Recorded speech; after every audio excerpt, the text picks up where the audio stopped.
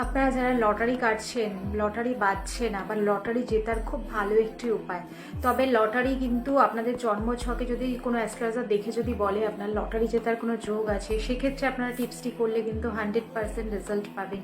সেটা মানে পেতে আরও সাপোর্ট করবে আপনার টিপসটা করলে।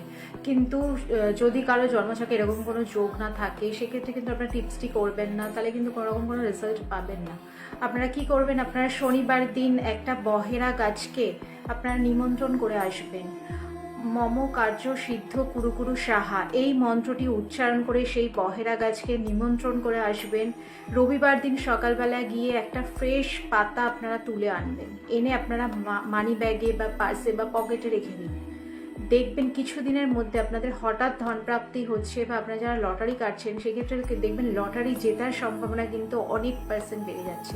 টিপসটি করুন, খুব ভালো একটি টিপস, আপনারা করুন, 100% রেজাল্ট পাবেন।